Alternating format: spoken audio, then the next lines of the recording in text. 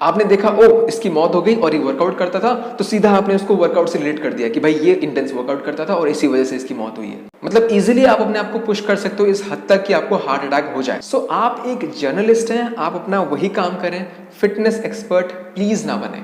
Hello everybody, this is Manas and you are watching the transformation factory. आज हम एक video पे रिएक्ट करने वाले हैं जिसका टाइटल है Gravitas plus is too much exercise killing you, training और स्ट्रेनिंग। अगर आपने इस वीडियो को देखा हुआ है तो आपको लगेगा कि भाई हाँ फैक्ट्स की बात हो रही है, स्टडीज दिखाया जा रहा है, लेकिन यहाँ पे बहुत ही ज्यादा मिस इन्फॉर्मेशन आपको दिया जा रहा है, स्टडीज को मिस इंटरप्रेट किया जा रहा है। Or high intensity interval training. So all you need is 7 minutes for impressive results. Wrong, 7 minutes ये कहीं पे भी फिक्स नहीं होता है।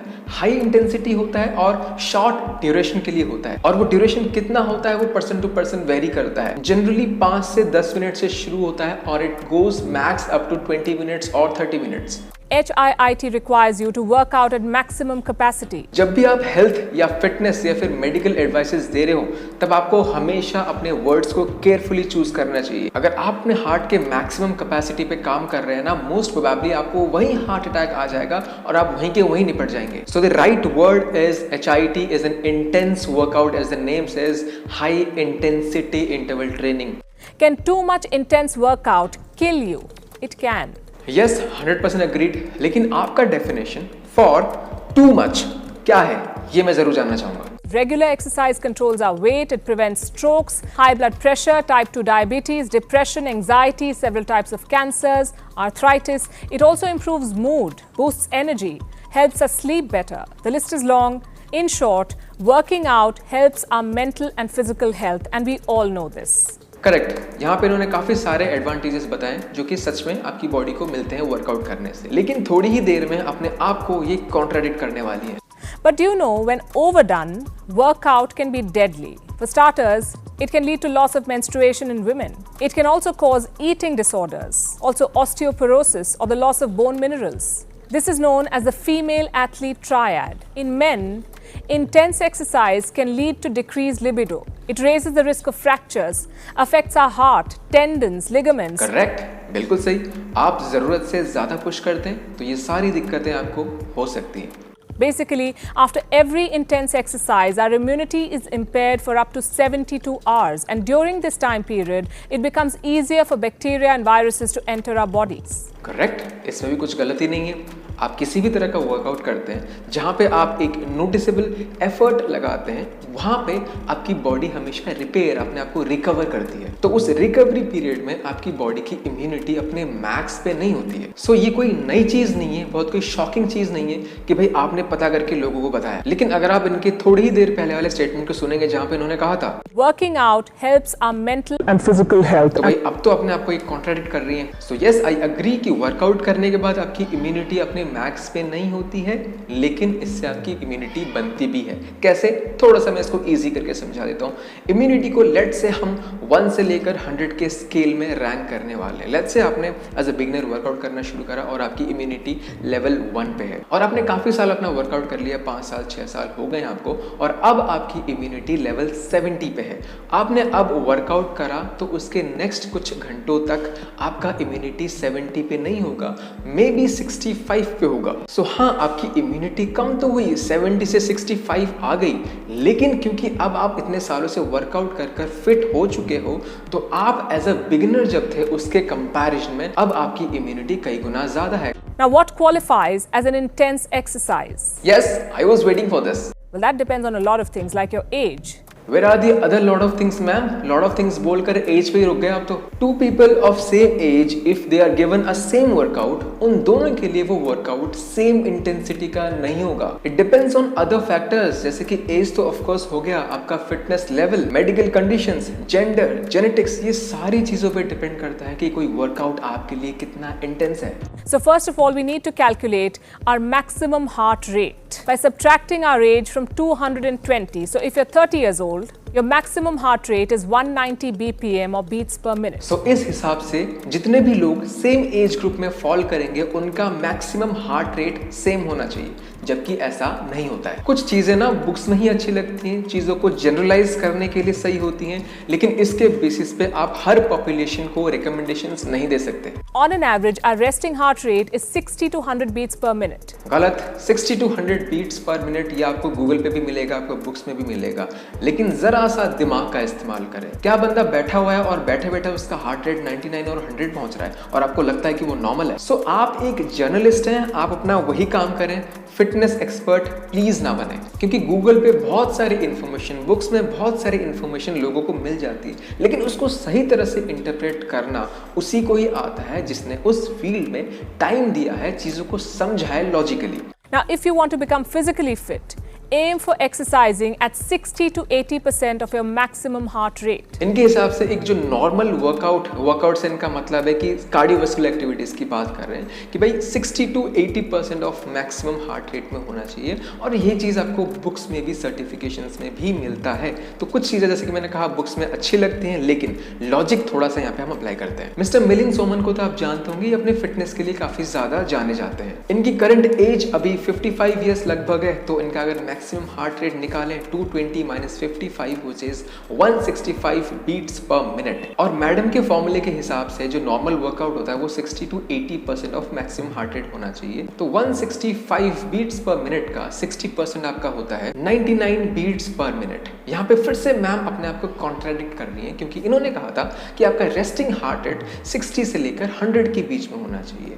अब यहाँ पे इनका वर्कआउट करने का जो टारगेट हार्ट रेट है वही 99 बीट्स पर मिनट आ रहा है। तो क्या ये सच में वर्कआउट कर भी रहे हैं? क्योंकि ये तो आपके रेस्टिंग हार्ट रेट के अंदर आ रहा है। If you're a smoker, then your doctor might advise you to aim for 50% of your maximum heart rate when working out. तो 165 का 50% आपका 82.5 बीट्स पर मिनट आता है, और मिलिंद सोमन एक टाइम पे काफी ज्यादा स्मोकिंग किया करते थे। तो क्या आपको लगता है कि ये जो 82.5 बीट्स या फिर 83 बीट्स पर मिनट ये कोई एक्सरसाइज करने वाला हार्ट रेट है? Intense is when you exercise at 80 to 95% of your maximum heart rate. Again, she is contradicting herself. अभी इन्होंने कहा कि 80 to 95% of MHR maximum heart rate आपका इंटेंस वर्कआउट कहलाता है, लेकिन शुरुआत में इन्होंने कहा था कि आपका मैक्सिमम कैपेसिटी पे जो आप करते हो उसको हम HIIT बोलते हैं। A study conducted on recreational hockey players found that those who continuously exceeded their maximum heart rates while playing had an increased risk of cardiac events. Definitely, अपने मैक्सिमम हार्ट रेट से आप ऊपर जाओगे तो आपको problem तो होगी ही होगी। और एक और चीज मैं आपको यहाँ पे बता दूं, ये जो अपने मैक्सिमम हार्ट रेट से ऊपर जा रहे थे ना, इनका मैक्सिमम हार्ट रेट वही एज वाले फॉर्मूले से आया था। क्योंकि आपका अगर सच में वो मैक्सिमम हार्ट रेट है ना, तो आप उससे ऊपर जाते ही निपट जाएंगे मेरे भाई, क्योंकि मैक्सिमम का मतलब समझो, दैट्स योर मैक्स। उससे ऊपर आपका हार्ट काम नहीं कर सकता। अगर ये मैक्सिमम से ऊपर जा रहे हैं तो फॉर श्योर ये इनका मैक्सिमम हार्ट रेट नहीं है, ये जस्ट आपका एक कैलकुलेटेड अप्रॉक्स नंबर है, that's it. Popular culture tells us that you won't have heart problems if you eat right, if you work out and you stay fit. No, फिर से गलत। Words को सही से चूज करें। कभी भी ये नहीं बोला जाता कि you won't have any heart conditions if you exercise, बल्कि हमेशा ध्यान से अगर आप सुनोगे पढ़ोगे, हमेशा ये बोला जाता है कि आपके likelihood of having any heart issues को ये कम कर देता है, not completely खत्म कर देता है। Well, Ericsson did all of these, yet he had a cardiac arrest. तो फिर मैम दूसरे प्लेयर्स को भी कार्डियक अरेस्ट क्यों नहीं आया? So there must be some other factors ना, जिस पे भी डिपेंड करता हो कि किसको हार्ट इश्यूज, हार्ट प्रॉब्लम्स आने वाली है, एंड दैट्स कॉल्ड जेनेटिक्स, जिसके ऊपर हमारा कोई भी कंट्रोल नहीं है। तो अगर आपको ऑलरेडी हार्ट इश्यूज हैं, वो किसी तरह से डायग्नोज नहीं हो पाया, और उसके बाद आप वर्कआउट से बहुत ज्यादा लोड डाल रहे हैं, तो आपको दिक्कत हो सकती है। या फिर कुछ लोग पैदाइशी से ही इस तरह की प्रॉब्लम्स के लिए ज्यादा ससेप्टेबल होते हैं। प्रॉब्लम ये है कि आप ये नहीं देख रहे कि जितने भी लोगों को world wide heart issues, heart attacks होते हैं, उनमें से कितने ऐसे लोग हैं जो कि वर्कआउट नहीं करते हैं, फिट नहीं है। तो आप अगर उनका नंबर्स देखेंगे, उनके नंबर्स वर्कआउट करने वालों के कंपैरिजन में बहुत ज्यादा है। आपने देखा ओ इसकी मौत हो गई और ये वर्कआउट करता था, तो सीधा आपने उसको वर्कआउट से रिलेट कर दिया कि भाई ये इंटेंस वर्कआउट करता था और इसी वजह से इसकी मौत हुई है। Researchers in Germany studied participants mostly in their 60s. अभी यहाँ पे मैं आपको 3 चीजें बताऊंगा और देखना सरेआम किस तरह से इन 3 चीजों को मॉडिफाई कर अपने बेनिफिट के लिए, अपने स्टेटमेंट से उसको मैच करवाने के लिए किस तरह से चेंज किया जा रहा है। मैं आपको ये रिसर्च, ये स्टडी निकाल के दिखा देता हूँ पहले से ही। यहाँ पे देखना कि लोगों को कितने ग्रुप में डिवाइड करा गया। फर्स्ट ग्रुप जो कि बिल्कुल ही नहीं एक्सरसाइज करते थे, कार्डियोवास्कुलर एक्टिविटीज नहीं करते थे। सेकंड ग्रुप जो कि 1 से 4 बार पर मंथ करते थे। थर्ड ग्रुप जो कि 2 से 4 बार पर वीक एक्सरसाइज करते थे। एंड फोर्थ ग्रुप जो कि 5 से 6 बार पर वीक वर्कआउट करते थे। और लास्ट ग्रुप जो कि डेली ही वर्कआउट करते थे। 40% of them were physically active 2 to 4 times a week. 30% were active more than 4 times a week and 10% rarely or never did any exercise. इन्होंने 5 की जगह इसको 3 ग्रुप में ही निपटा दिया। And those who worked out 4 times a week were also twice as likely to die of a heart attack or stroke. Exactly 4 times a week का तो कोई ग्रुप है ही नहीं स्टडी में, लेकिन 4 टाइम्स से ऊपर जितने भी लोग थे उनके 2 ग्रुप्स बने हुए हैं। So how can be she so specific कि जो 4 टाइम्स कार्डियोवास्कुलर एक्टिविटीज करते हैं उनको ट्वाइस चांस होते हैं heart related issues, heart attacks होने के। यहाँ पे अगर आप ट्रेंड देखेंगे, जो बिल्कुल भी वर्कआउट नहीं कर रहा है उसके ज्यादा चांसेस है। धीरे धीरे जब आप ऊपर की तरफ जा रहे हैं 5 to 6 डेज अ वीक, वहां तक आपके चांसेस कम होते जा रहे हैं। सो ये हमें भी पता है कि HIIT को डेली बेसिस पे नहीं किया जाता। ये बहुत ही बेसिक है। जितने भी लोग वर्कआउट करते हैं, यूट्यूब वीडियोस देखते हैं, हर यूट्यूब वीडियो में आपको इतना तो मिल जाएगा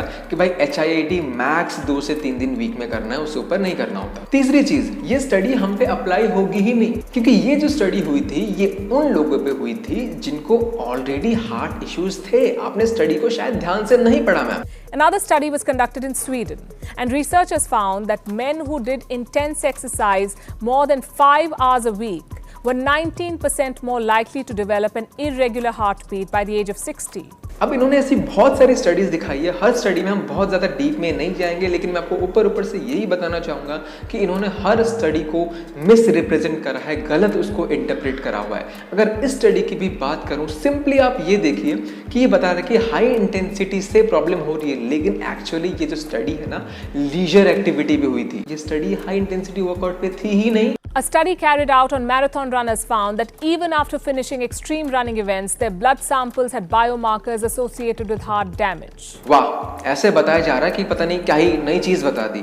जो लोग ऑलरेडी वर्कआउट कर रहे हैं, थोड़ा बहुत वर्कआउट का उनको नॉलेज है, ये बात सबको पता है कि वर्कआउट के बाद आपकी बॉडी मैक्स हेल्थ कंडीशन में नहीं होती है। ऑब्वियसली आपने अपनी बॉडी को डैमेज करा है, बॉडी उसके बाद अपने आप को रिकवर कर रही होती है। तो हाउ कैन यू से कि even after finishing extreme running, even after नहीं, आफ्टर ही होता है, और यहाँ पे एक्सट्रीम रनिंग हो रही है। नॉर्मली कोई इतना रनिंग करता नहीं है। तो हमेशा वर्कआउट के बाद में जो आपकी बॉडी होती है ना, अंदर काफी स्ट्रेस लेवल्स, काफी स्ट्रेस बायोमार्कर्स आपकी बॉडी में दिखते हैं। That is a normal thing. The Centers for Disease Control and Prevention or CDC says adults should get 5 hours of moderate exercise a week. चलो हम CDC के साइट पे पहुंच जाते हैं। यहाँ पे बहुत सारे कॉम्बिनेशंस इन्होंने दिया हुआ है कि किस तरह से आप वर्कआउट कर सकते हैं। एग्जाम्पल 1, मॉडरेट इंटेंसिटी, आपने एरोबिक वर्कआउट कर लिया 150 मिनट्स एवरी वीक, यानी एक दिन में आप 30 मिनट इतना वर्कआउट कर रहे हैं और साथ साथ आप कुछ मसल स्ट्रेंथनिंग वर्कआउट भी कर लेते हैं। ऐसे ही कुछ और एग्जाम्पल्स दिए हुए हैं, मैं आपको स्क्रॉल करता जा रहा हूँ, आपको जो भी देखना है पॉज करके देख लेना। लेकिन कहाँ पे बताओ, ये बताया गया है कि 5 आवर्स अ वीक आप वर्कआउट कर सकते हैं। और ये 5 आवर्स अ वीक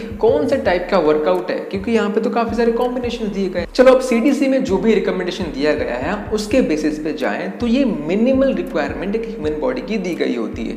जैसे कि प्रोटीन का अगर आप RDA देखोगे, आपको 0.8 ग्राम से लेकर मे बी डिफरेंट साइट्स में आपको 1 ग्राम पर केजी बॉडी वेट दिखाते हैं कि भाई एक इंसान को इतना ही प्रोटीन लेना चाहिए। लेकिन वो मिनिमल रिक्वायरमेंट है एक healthy and disease free life जीने के लिए। लेकिन अगर आपको एक्सेल करना है, आपको थोड़ा सा ज्यादा अच्छा करना है, ऑप्टिमल करना है, तो आपको बढ़ाना पड़ता है। आपको पता है कि जो भी फिटनेस में है, आपको 2 ग्राम पर केजी ऑफ बॉडी वेट, जो कि बहुत ही कॉमन है। मैं आपको फिक्स नंबर 2 ग्राम नहीं बता रहा हूं, बस एक रैंडम नंबर मैंने उठा के बताया कि 2 ग्राम भी लोग लेते हैं, इवन 3 ग्राम्स तक भी जाते हैं। सो कहीं ना कहीं मैसेज आपके तरफ से ये जा रहा है कि हमारी पुश करने की जो कैपेसिटी है ना, वो काफी कम है। मतलब इजीली आप अपने आप को पुश कर सकते हो इस हद तक कि आपको हार्ट अटैक हो जाए, लेकिन ऐसा नहीं होता है। आपका मैक्सिमम हार्ट रेट, मैं सच बता रहा हूं, पहुंचना इतना आसान नहीं होता है। So message from my side is you definitely should push yourself. अपने आप को पुश कर ही हमारा फिटनेस लेवल ऊपर जाता है।